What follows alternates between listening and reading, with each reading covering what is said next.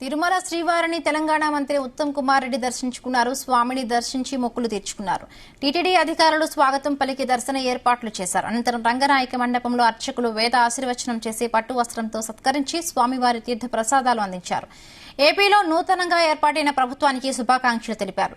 రెండు తెలుగు రాష్ట్రాల సమన్వయంతో పనిచేస్తాయని కోరుకుంటున్నట్లుగా తెలిపారు.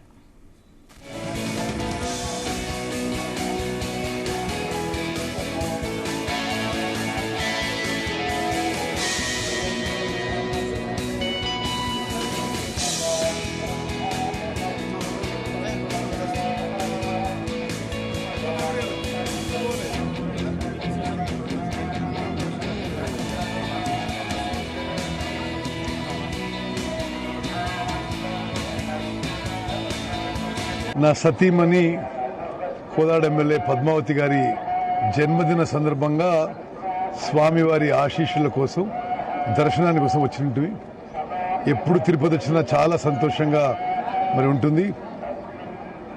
నూతనంగా ఆంధ్రప్రదేశ్లో కొత్త ప్రభుత్వం ఏర్పడ్డది. వాళ్ళందరికీ మా శుభాకాంక్షలు, అభినందనలు. రెండు రాష్ట్రాల మధ్య మంచి సంబంధాలు ఉండాలని, తెలుగు జాతి రెండు రాష్ట్రాల్లో ప్రపంచవ్యాప్తంగా మరి మొత్తం కూడా అందరూ మంచిగా ఉండాలని, సుఖంగా సంతోషంగా ఆరోగ్యంగా ఉండాలని చెప్పి భగవంతుని ప్రార్థిస్తున్నాం.